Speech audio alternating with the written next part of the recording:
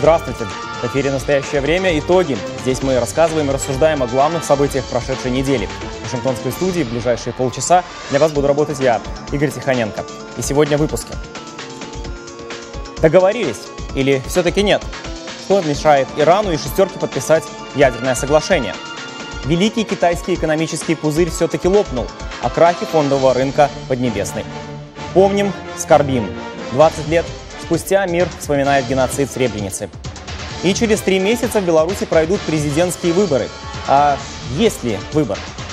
Об этом и о многом другом буквально через мгновение. На переговорах в Вене по иранской ядерной программе стороны в 3-й раз перенесли крайние сроки подписания соглашения. Теперь дедлайн назначен на понедельник, 13 июля. Многие обозреватели отмечают, что заседания представителей Ирана и шестерки стран-посредниц все больше напоминают театр абсурда. О том, как развивались события на этой неделе, в материале нашего корреспондента Вадима Оленичева. Крайний срок для утверждения договора по Ирану, вопреки ожиданиям, пришлось постоянно переносить. Дипломатический паралич представителей 7 государств-участников не вселяет оптимизма и в более широкие круги наблюдателей из разных стран. Некоторые политологи считают, что западным державам не следует идти на уступки. Например, в том, чтобы Россия и Китай могли продавать иранцам баллистические ракеты. Но расхождение в позициях стран шестерки демонстрирует Ирану, что у Запада нет четкой красной линии, пересекать которую он не намерен. В этом случае, говорят эксперты, в Тегеране будут думать, что можно добиваться все большего смягчения санкций. У нас есть трудные вопросы, которые остаются нерешенными, но переговоры продвигаются в верном направлении. По этой причине мы остались здесь, чтобы продолжить работать. Совершенно нормально, что стороны проявляют твердость, но надо попытаться достичь согласия. Надеюсь, нам удастся пройти последние метры дистанции и добраться до финиша. Европейские представители на переговорах, по-видимому, настроены на заключение договора в ближайшие дни и пытаются добиться того же от США. Во всяком случае, Верховный комиссар ЕС по вопросам внешней политики Федерико Могерини заявила в интервью, что время пришло и решение должно быть принято сейчас. В то же время в Соединенных Штатах все больше политиков недовольны тем, что Белый дом и так уже пошел на многие уступки. Так, республиканцы в Конгрессе говорят, что не следовало отменять требования, чтобы Иран прекратил производство ядерного топлива, ликвидировал инфраструктуру и сократил ракетную программу. Одним словом, Белому дому и его союзникам пора наконец решить, что для них более приемлемо – возможный срыв переговоров или достижение соглашения с Ираном, которое, скорее всего, не будет выгодным для Запада. Вадим Оленичев, Андрей Дегтярев. «Настоящее время. Вашингтон». И у нас сегодня в студии мой коллега Вадим Оленичев, чей видеорепортаж мы только что посмотрели. Вадим, добро пожаловать. Вот ты освещал эту тему на протяжении последних многих недель, даже месяцев, насколько я помню. В чем же загвоздка? Почему не могут стороны прийти к какому-то компромиссу? Да, Игорь, спасибо. Исходя из того, что известно на сегодняшний день, я лично буду очень удивлен, если в ближайшие сутки или двое удастся подписать договор в Вене. Потому что, вот простой пример, нет элементарно согласия внутри самой шестерки посредников. Проблема ядерного будущего Ирана и санкций, введенных против него международным сообществом, это сама по себе огромная проблема. Но еще и вдобавок к этому, вот я вам сейчас скажу, например, в четверг госсекретарь США Джон Керри говорит о том, что мы не намерены торопиться. И тут же сразу после этого Верховный комиссар ЕС по внешней политике Федерико Могерини выступает на брифинге и говорит, что make a decision now, то есть мы должны принять решение сейчас. Вот вам уже расхождение во взглядах. А еще к этому надо добавить то, что есть Россия и Китай. Обе эти страны, они заинтересованы, например, в том, чтобы торговать вооружениями с Ираном, и какие-то санкции им вовсе совершенно невыгодны. И получается, что у них уже другая позиция. И явно совершенно договоренности внутри этих 6 стран нет. Но это что касается разногласий внутри самой шестерки, да? А что касается позиции самого Ирана, она каким-то образом здесь... Чтобы понять позицию Ирана, мне кажется, Запад должен понять, что Иран – это восточная страна с восточным менталитетом. И очень часто восточным людям или правительствам им важно даже, может быть, пойти на какой-то ущерб себе, например, материальный, вот о котором говорят в результате санкций, но при этом сохранить авторитет и сохранить свое достоинство. Вот, например, уважаемая газета американская «Лос-Анджелес Таймс», мне кажется, не понимает, как дело обстоит. Вот они написали, мой перевод с английского. Страны шестерки не могут уломать хрупкую экономически среднего размера страну со слабой армией. Ну, как можно так говорить? Если по объему ВВП Иран занимает 29 место в мире, входит в 30-ку сильнейших. И 78 миллионов человек населения, это совсем даже не среднего размера страна. И все равно какие-то вот такие вот искаженные немножко понятия у Запада, что, конечно, усложняет ситуацию. И поэтому надо понять им, что Ирану, может быть, как раз меньше всего нужен договор, потому что это только загоняет его в дополнительные рамки. Вот и все. Спасибо, Вадим. Будем надеяться, что в ближайшие дни все-таки договор будет подписан. Это был наш корреспондент Вадим Оленич. От проблем ядерных к проблемам финансовым. За последний месяц, с 12 июня, капитализация китайского фондового рынка упала почти на треть, или на 2,8 триллиона долларов США. Индексы шанхайской фондовой биржи упали на 32%, шэньчжэньской, эквивалента американской биржи NASDAQ, на 41%. Великий китайский экономический пузырь, как его прозвали некоторые специалисты, лопнул.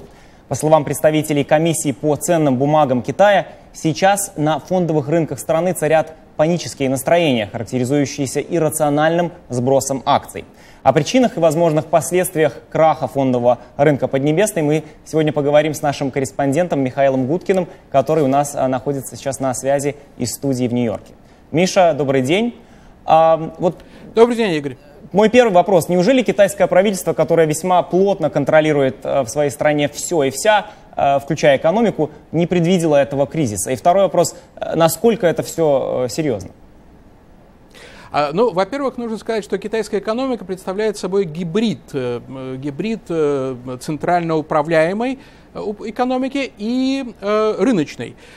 Китайское правительство во многом способствовало возникновению этого пузыря, потому что оно поощряло кредитование, благодаря которому инвесторы, трейдеры брали деньги в долг или закладывали ценные бумаги для того, чтобы получить средства и вложить их в акции. В результате всего того, что происходило в течение последних нескольких лет, на самом деле, акции китайских компаний непомерно возросли. И когда они достигли определенного уровня, появились на рынке трейдеры и инвесторы, которые стали заниматься короткими продажами. Это на самом деле стандартная практика на рынке, то есть люди покупают акции в надежде, в расчете на то, что они упадут в цене.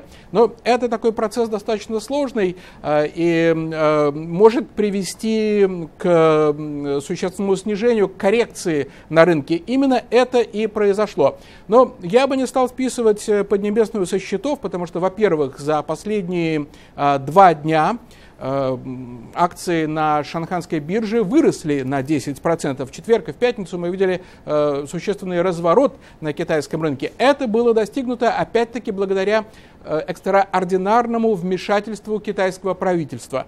Было объявлено о создании резервного фонда в размере 20 миллиардов долларов, который должен поддержать стоимость акций на китайском рынке.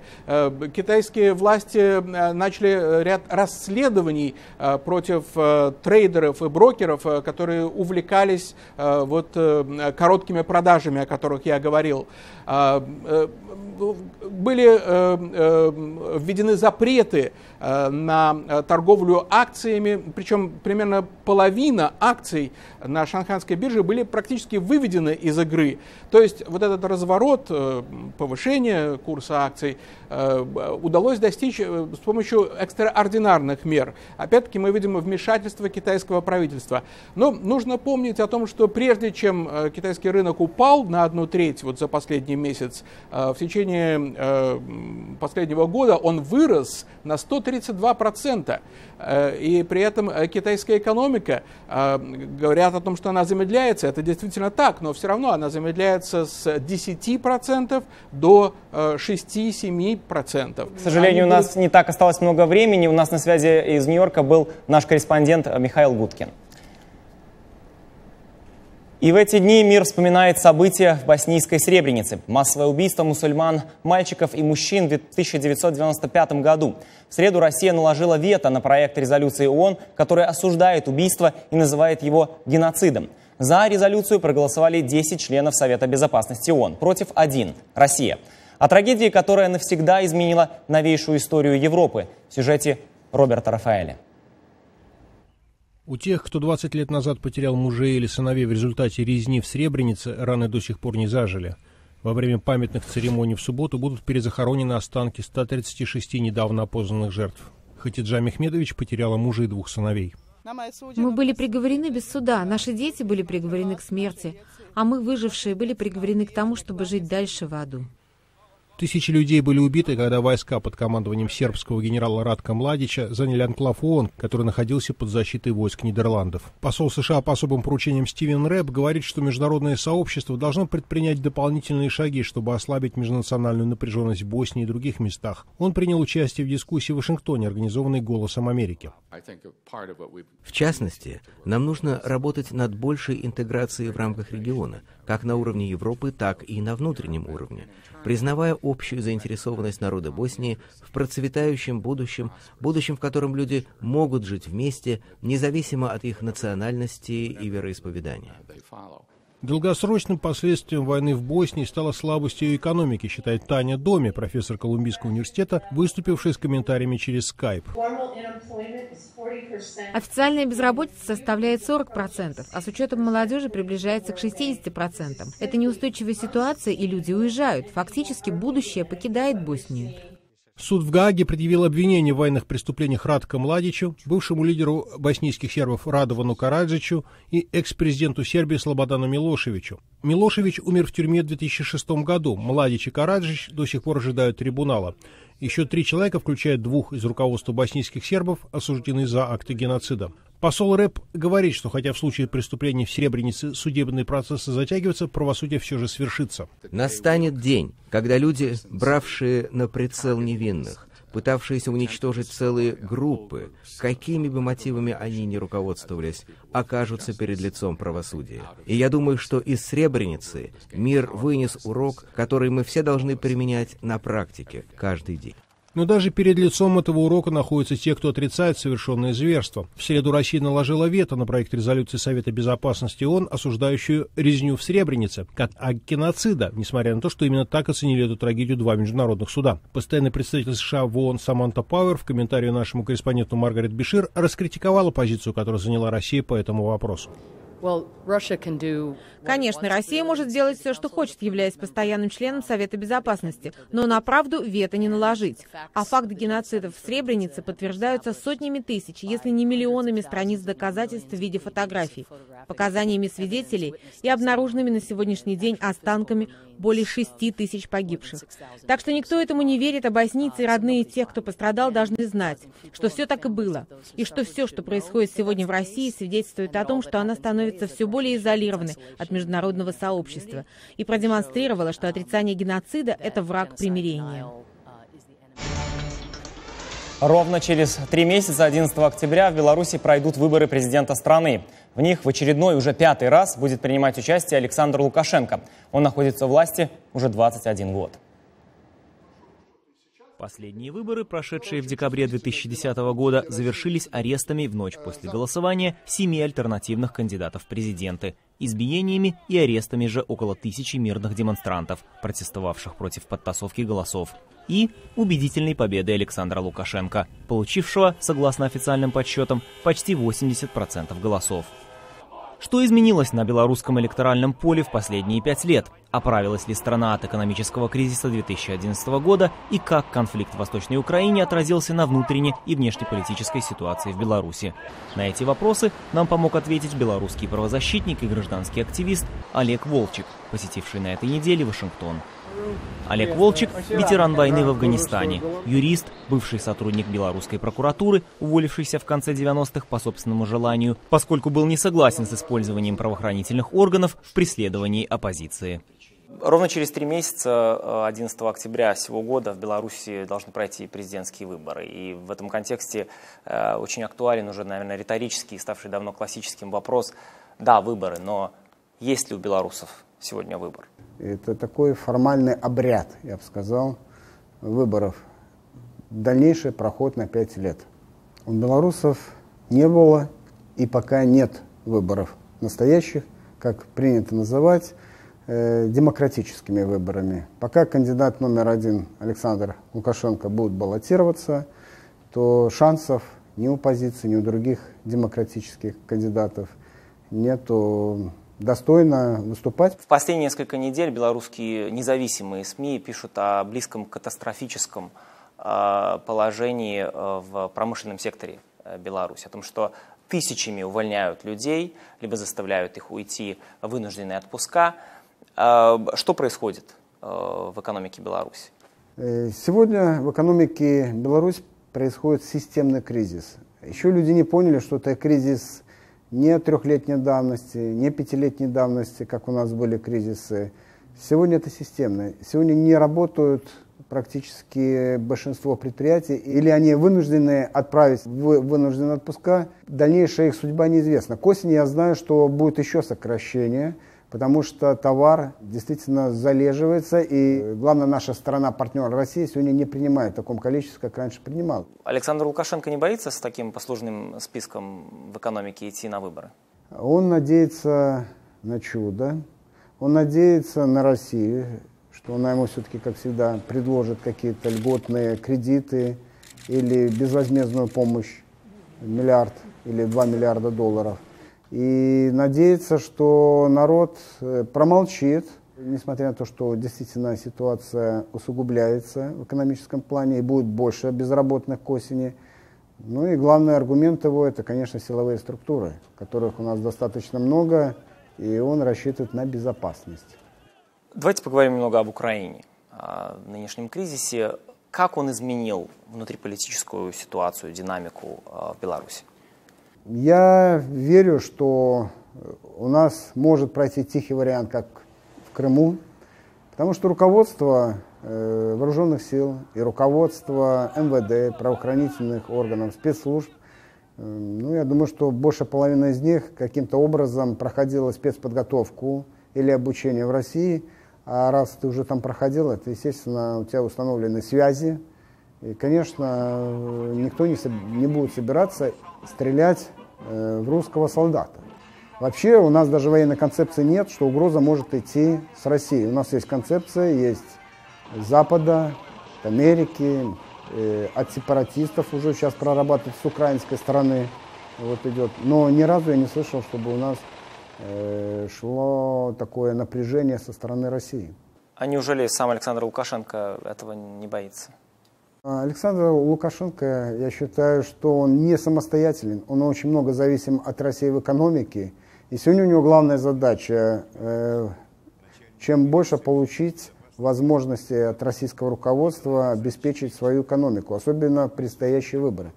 Сегодня он прямо заявил, Александр Лукашенко, что люди, не надейтесь на поднятие зарплат, надо сжаться и не слушать демагогов, то есть работать на своих местах. Но как можно сжаться, если сегодня, по сравнению с прошлым годом, зарплаты упали на 30-40%?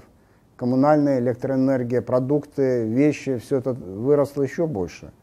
И у людей сегодня действительно, еще раз напомню слово, такое психологическая, такая серьезная депрессия.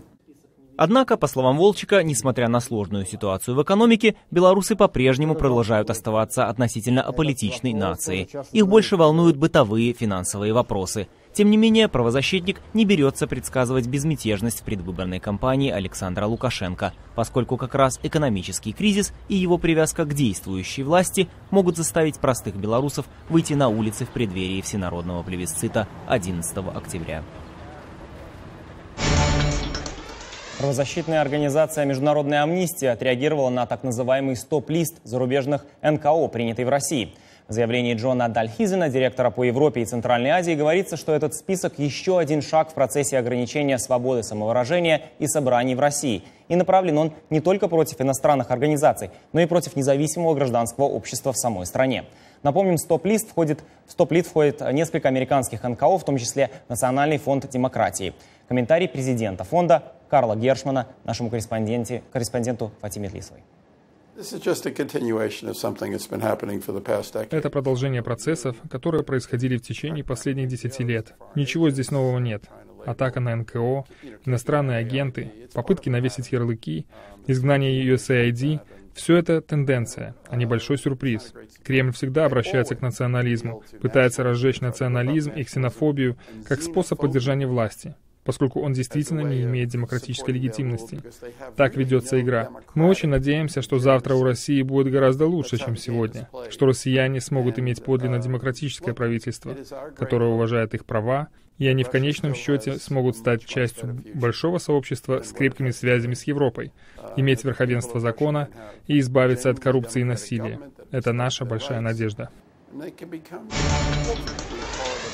Эти новости обсуждались здесь, в США и во всем мире, однако были в Америке новости и сугубо местного значения. И тем не менее они наделали немало шума в отечественных и мировых СМИ. Затем, что было главным в США и чему наши коллеги уделяли основное внимание, следил Роман Мамонов. Да, Игорь, приветствую. Главным героем на этой неделе, как, впрочем, и на прошлой, стал Дональд Трамп. Бесцеремонный миллиардер, которого как-то даже неловко рассматривать в контексте президентских выборов 2016 года, умудрился затмить всех кандидатов.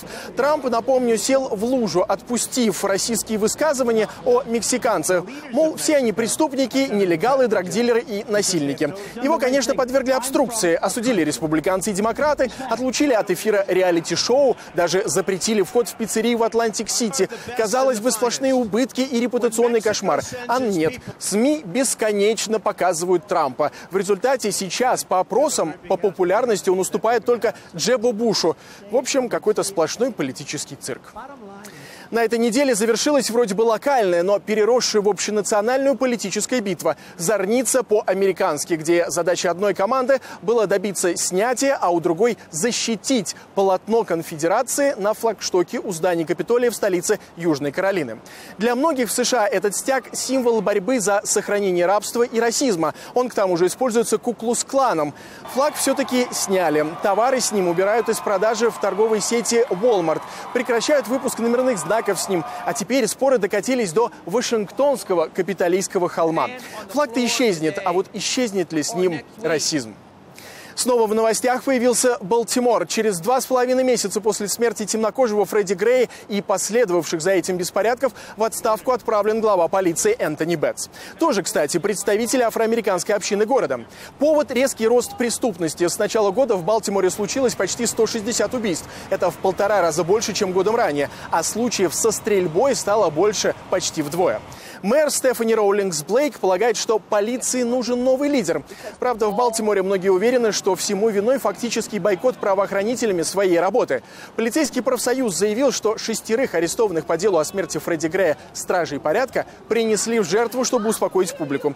Теперь ради этого, похоже, уволили и начальника. И еще одна громкая тема. На этой неделе Америка убедилась в том, о чем давно подозревала. Американский комик Билл Косби все-таки подмешивал наркотики в напитки женщинам, чтобы заняться с ними сексом. Как оказалось, Косби признал это еще в 2005 году на процессе по иску одной из жертв. Актер заявил тогда под присягой, что дал потерпевшей седативные средства и вообще незаконно купил несколько рецептов на наркотик метаквалон. Эти документы до последнего времени были недоступны прессе, а сам Косби обвинение отрицал. Теперь шутки закончились. Игорь. Спасибо, Роман. Это была программа «Настоящее время. Итоги».